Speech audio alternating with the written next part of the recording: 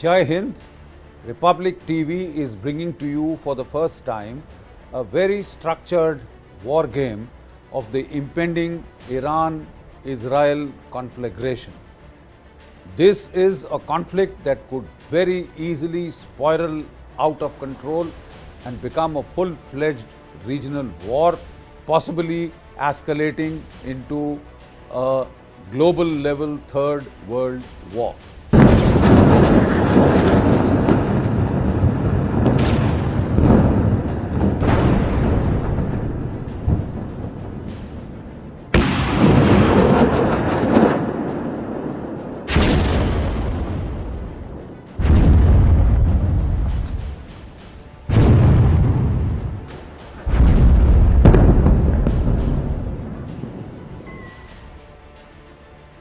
We will be systematically analyzing the force levels involved on both the sides, the equipment profiles of both the antagonists, and then we will work out the options.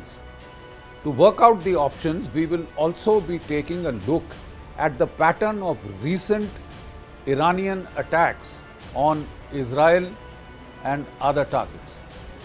And based on these, we will then try and extrapolate and forecast what is likely to happen. It's a tall order, but here goes.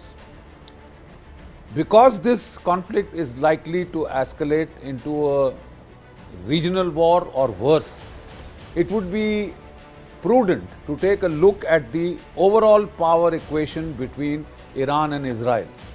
Let's start with the population. Iran has a population of 92 million versus 9.2 million of Israel. So when it comes to a long war, a long protracted conflict, Iran has the upper hand in terms of the stamina, in terms of manpower resources, and that is important as we have seen what is happening in Ukraine. The total number of armed personnel on both the sides is about 1.18 million for Iran and about 665,000 for Israel. The defense expenditure of Iran is about $10.3 billion, whereas it is $27.5 billion for Israel. But don't forget that Israel has the full backing of the United States and NATO. Now let's take a quick look at the salient, ballistic missile arsenal of Iran. Iran has a total of some 3,000 ballistic, cruise and tactical missiles.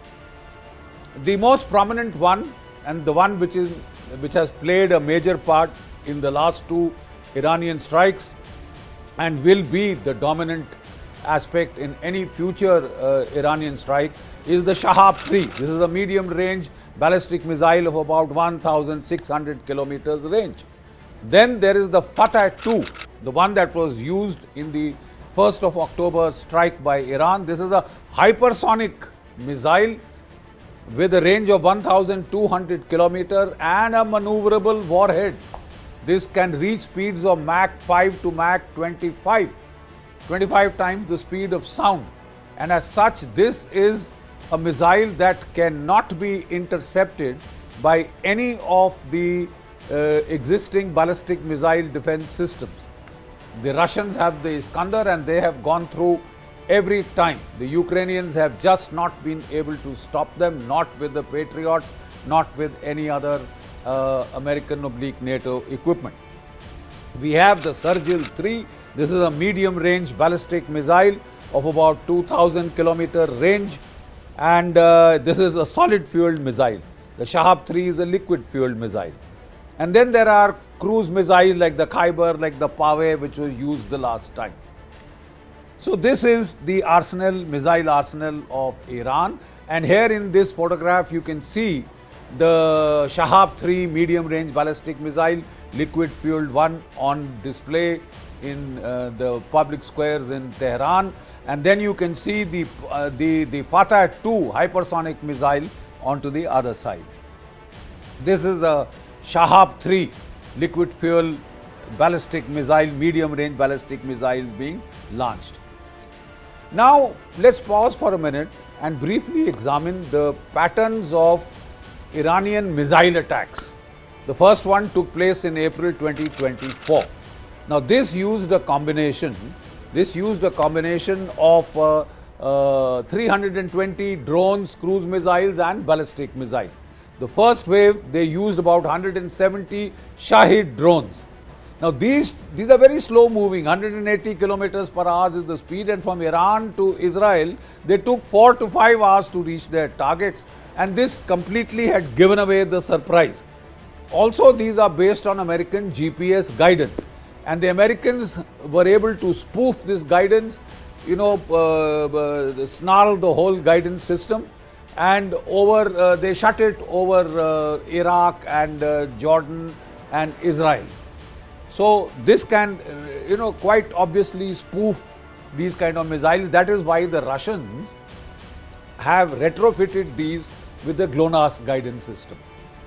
Right. The second wave was of 30 Pave cruise missiles. The job of these cruise missiles was that the moment the Iron Dome battery radars light up, it is to go and home in onto those radars and hit them. Right. The main third wave of attack came with about 120 Shahab-3 liquid fuel medium range ballistic missile, like I said, 1,600 kilometers range, and they targeted the Ramon and the Navatim air base of Israel and the signal intelligence collection unit 8200 8200 at the Golan Heights. This is the one that had picked up, on all the conversations of the Iranians and had helped to strike the consulate in Damascus. The fact of the matter is that the Israeli air defense, ballistic missile defense, is one of the best in the world. Simply the best in the world. Israel is a very compact target, just 27,000 square kilometers. The Israeli anti-ballistic missile system is hooked on directly to the American anti-ballistic missile system headquartered in Colorado, right? And it is therefore has the benefit of all the inputs of the hundreds of American reconnaissance satellites, which can pick up the IR flares of each rocket as it rises into the air, right? And then they have the computational networks of computers that compute the trajectories, tell you when and where this missile that has been launched will hit. So Israel has a formidable air defense, anti-ballistic missile defense, the best in the world, right? And therefore they shot down about 97 to 98% of this barrage of Iranian drones and missiles.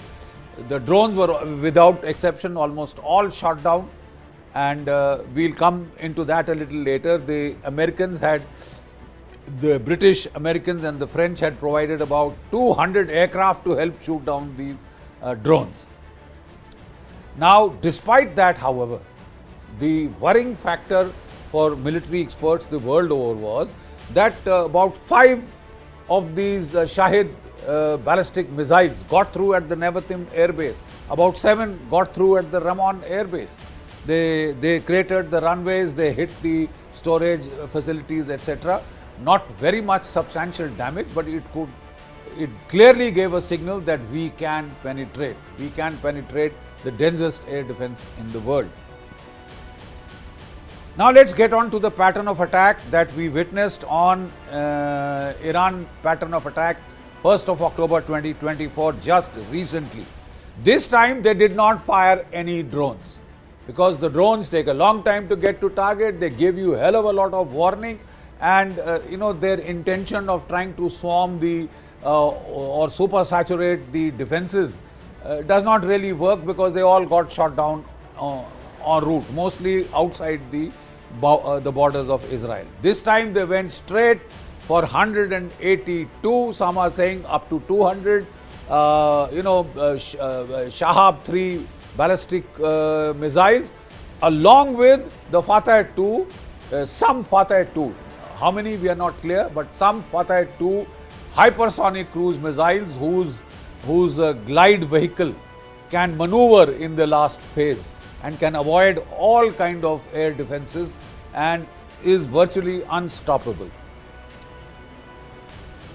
Now, apparently, most of these Fateh 2 hypersonic missiles get through.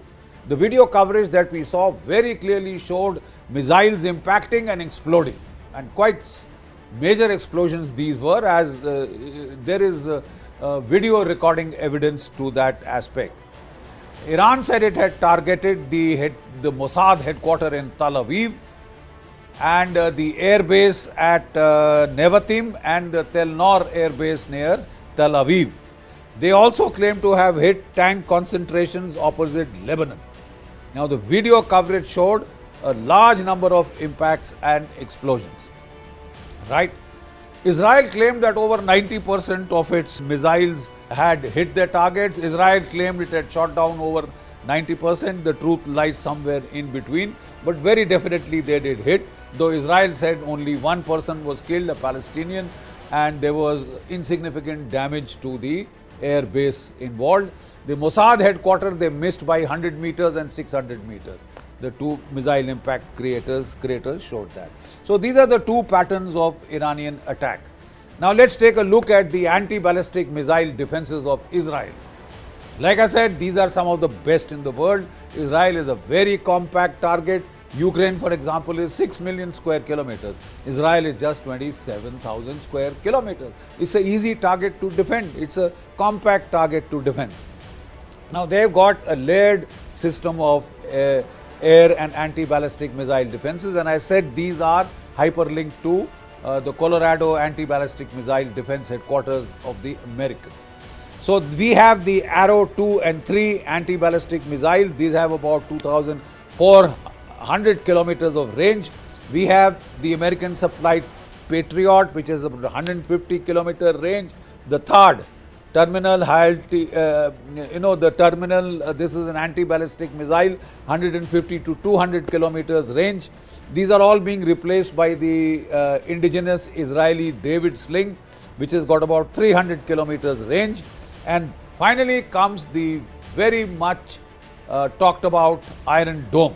This is a tactical defense system which can take off projectiles like mortar bombs, like rockets, unguided rockets, etc. Has a range of 4 to 70 kilometers. So this is the lineup of the missiles and the anti-ballistic missile defenses which are involved in the Israel-Iran equation. What is the matrix of response options for Israel? What are the means of response they have? First, of course, is Israel's speciality, air power. Israel has the strongest airfield in the whole of the Air Force in the whole of the Middle East.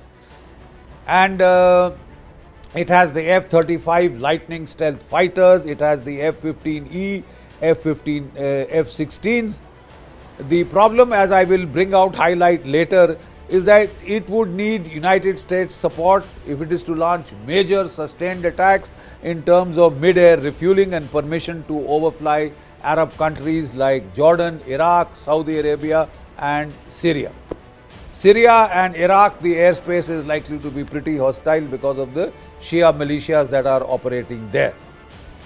Of course, it will have the Israeli Air Force will always have the entire intelligence support of the American hundreds of reconnaissance satellites which are up in the air, also the AWACS, also the drones. Next, missiles. Israel has three classes of missiles: Jericho 1, Jericho 2, Jericho 3. Right? The Jericho 1, of course, was a tactical ballistic missile, now mostly going out of service, 500 to 720 kilometers. Jericho 2, medium range ballistic missile, range 1,500 kilometers. The latest is the Jericho 3, intermediate range ballistic missile of about 4,600 kilometers to range and more. Right? Unfortunately, the problem is most of these are nuclear tipped, and they are Israel's last line of defense. So I'm not at all sure that they would be available for conventional usage. Drones. Israel has the Heron and the Herop armed drones, as also a whole host of quad and hexacopters, which are mostly operated by the Mossad agents in situ. And then, of course, Israel has the Mossad, the super intelligence agency, one of the best in the world, the best in the world, I would say, and which has considerable capabilities for cyber attacks. They had used Tatneks last time to disable the nuclear facilities at Isfahan, and they have drones, they have IEDs, etc. They have pagers, they have walkie-talkies that explode in your face, take away your eyes and half your face, etc. So they have considerable means of capability. To sum up, air power, missiles, drones, and clandestine capabilities of Mossad. Take a look at the F-35 Lightning stealth fighter, which is the mainstay of the Israeli Air Force, the best fighter in the Israeli Air Force. Only Israel has it in the region. And then there are the F-15E fighters. There are many variants of these. I will show them to you. And then there is the F-16. These are the basic attack platforms that Israel has. Now comes the most critical aspect. The critical aspect is the distance from Israel to Iran. This is almost 2,000 kilometers plus, depending upon what route you take. So let's take these routes. See the route in blue in the north. Now this will go from Israel over Syria, over Iraq and into Iran. The next one will go over Jordan, over Syria, over Iraq and into Iran. The green one will fly over Saudi Arabia and into Iran. This is the best possible routing. The problem with all these three is you have to get permission of the countries that you have to overfly. Their stealth fighters might get through, but when you have to refuel these fighter aircraft, then your lumbering tankers, air-to-air refueling tankers, they'll get shot down unless you have the permission to use the sovereign airspace of the countries involved. And then at the bottom you see the red arrows. If Israel wants to avoid flying over the airspace of any Arab country, or going through the sovereign airspace of any Arab country, then it will take the entire sea routing, and which goes from along the Red Sea, comes out into the Gulf of Hormuz and then into Iran. Now turnaround time, this is almost 11,000 kilometers. So the problem that is going to be faced primarily is that you will need air-to-air refueling facilities. Now Israel has very limited air-to-air refueling facilities. The Americans have about 450 to 475 KC-135 tankers, huge aircraft, which can refuel fighter planes en route. But Israel has only 7 modified Boeings and 7 modified C-130s. Right? That is the major problem for which Israel will have to bank on American support, not just tacit but physical support in terms of these. It can pull off a strike, I'll show you the resources, without American support, but then those will be limited strike. Iran's or Israel's intention has always been to try and rope in the Americans, to draw the Americans in and let them do the bulk of the dirty work. But I don't think President Joe Biden is in any mood to play ball, because this is an election year. 5th of November the presidential election starts, and because of that President Biden has absolutely ruled out some options. We will discuss them a little later. So let's take a look at what are the Israeli air power assets for the strike.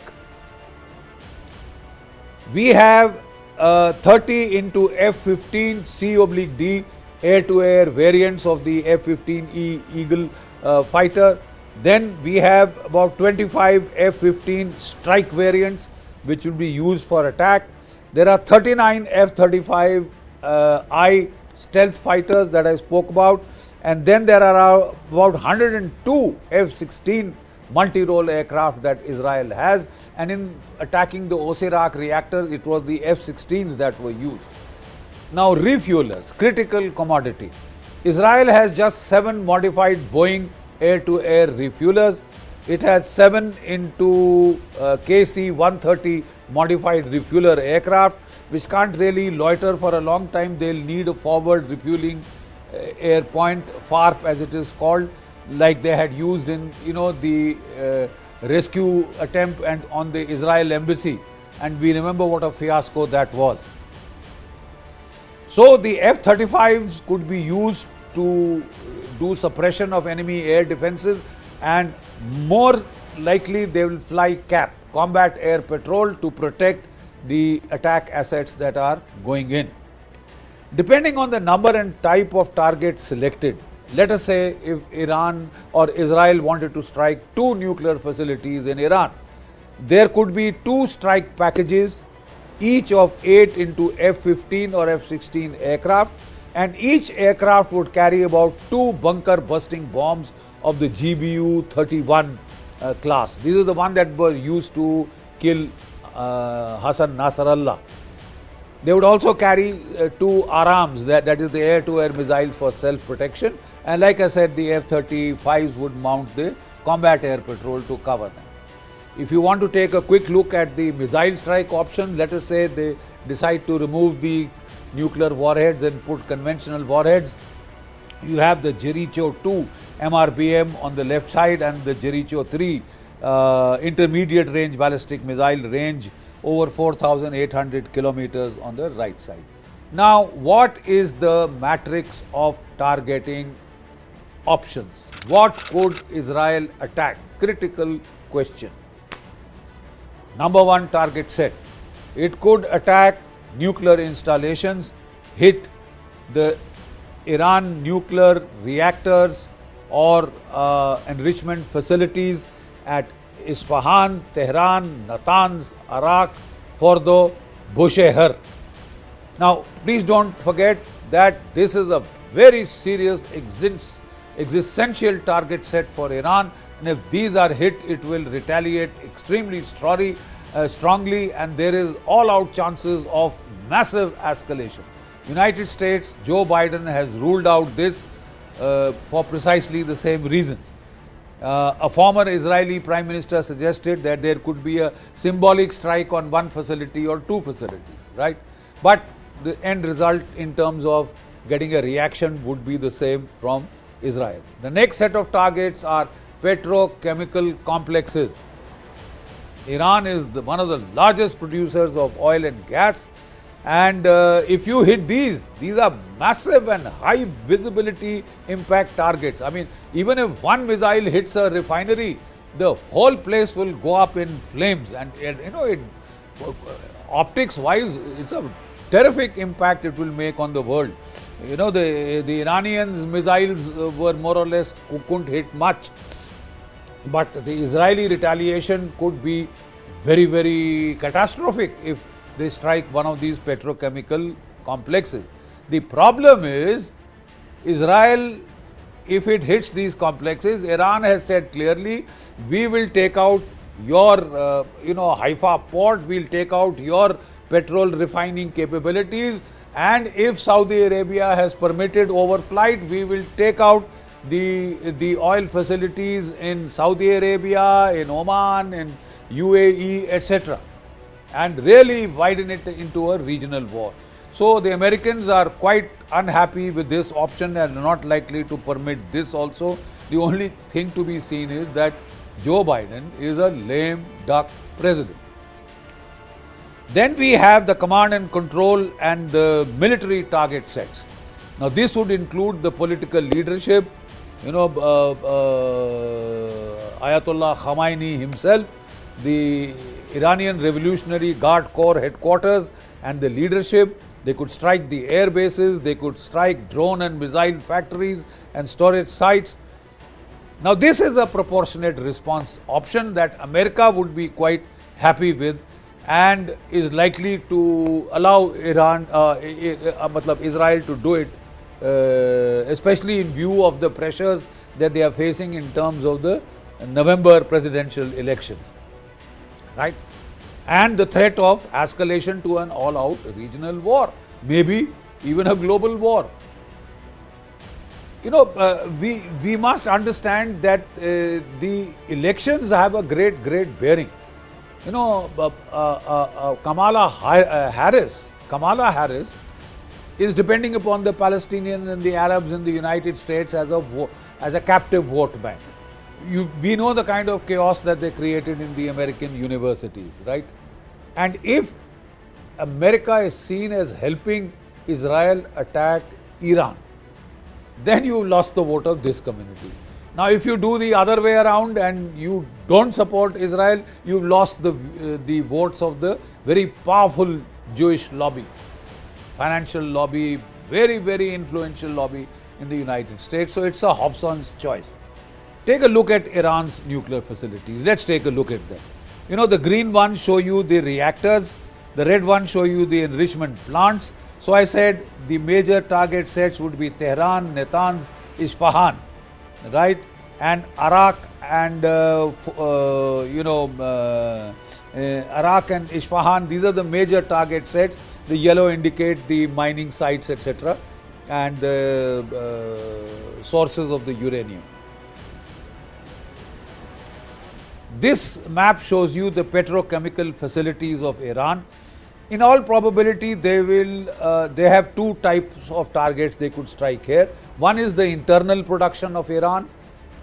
They may choose this option because if you hit the export terminal, the Kharg oil terminal, you know, the Bandar Abbas, the Chabahar, the port that India and the Adanis have helped to construct.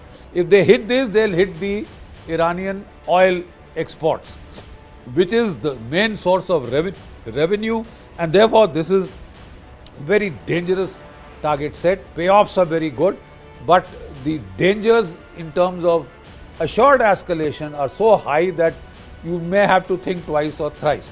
So therefore, I would reckon that the target sets that the Israelis may be forced to choose unless they decide to defy a lame duck Joe Biden.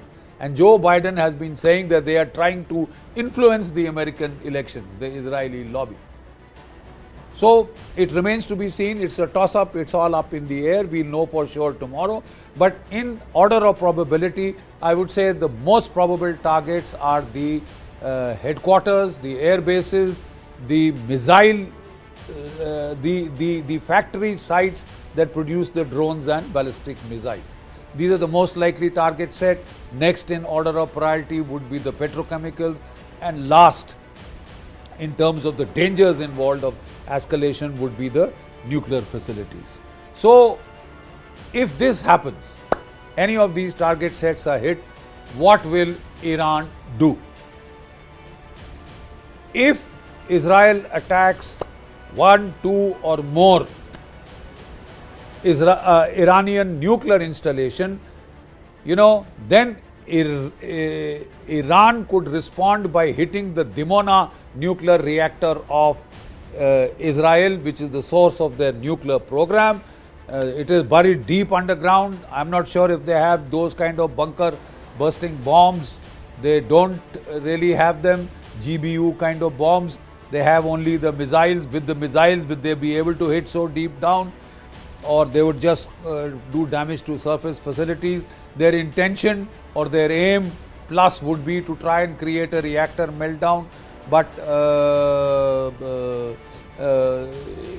you know, this is such an existential target for Iran that it will commence all-out missile and proxy attacks through all its proxies and through all its attack vectors.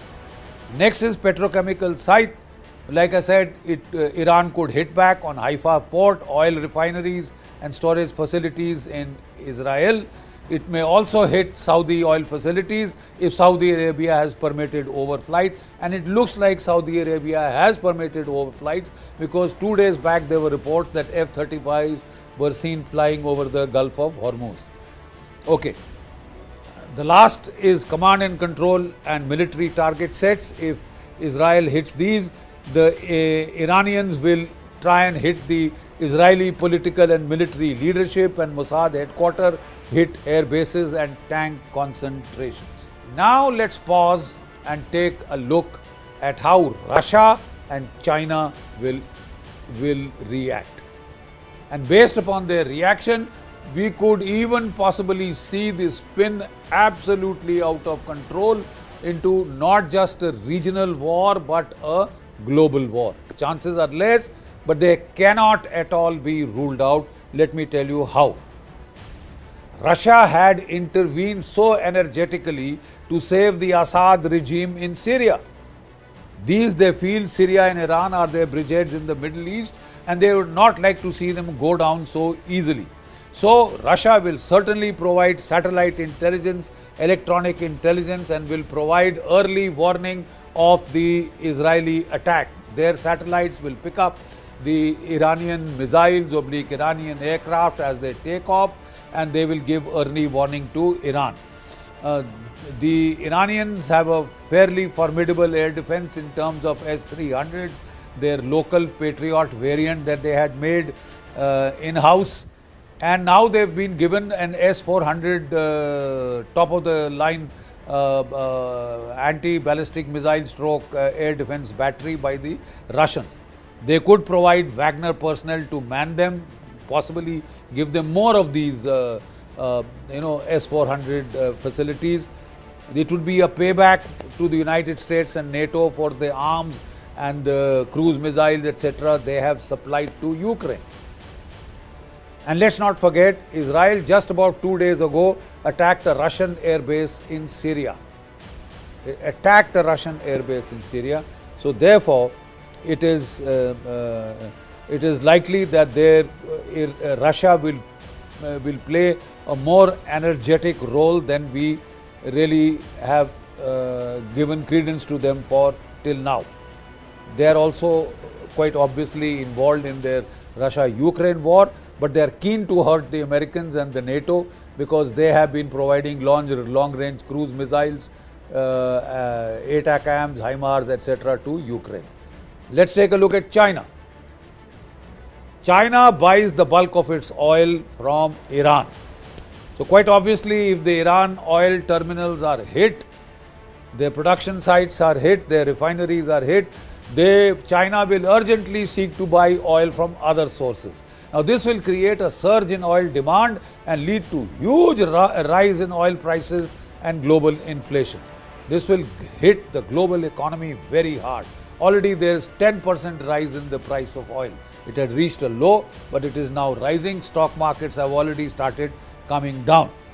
China and North Korea could also possibly supply air defense missiles and also ballistic and cruise missiles to Iran, because you are also hitting China if you hit Iran's nuclear facility. So there are very high chances, whatever target set you use, of escalation to a full-fledged regional war. And if Russia and China step in, then there are no limits as to how much this conflict can escalate. Does the United States want that in an election year with the election coming next month? I'm not too sure. So with this, what are the conclusions? Israel will hit back. It has no option. It has been hit twice. It can't make it an everyday affair that everybody who feels upset with Israel can start firing missiles into Israel. So Israel will have to hit back. Like I said, the sheer distance, time and distance involved, imposes severe restrictions on what options Israel can adopt, and the Americans will further put constraints with its own refueling capacity of 7 Boeing refuelers modified and 7 130 transport aircraft modified into refuelers. It can mount limited, strikes. Let us say if it wanted to hit 2 nuclear plants, it would use about 2 strike packages of 8 F-16s or F-15s each carrying 2 bunker buster bombs, and the F-35s flying combat air patrol or shotgun on top. So what is the target set they might choose? If American pressure works, Israel may be forced to hit the Iranian Revolutionary Guard Corps headquarters, their airfields, the production factories of drones and missiles. But you can't rule out the petrochemical facilities, if not external export oriented, at least internal ones, and there is the off chance of an attack on Israel's attack on Iran's nuclear facilities. It can't take them all out. For that, it would need massive American support. I don't see that as forthcoming. Taking out one or two may be counterproductive because the facility will remain, the capability will remain, and you would have invited serious retaliation. So let's see how it pans out. The world is on the brink of a serious escalation. Thank you.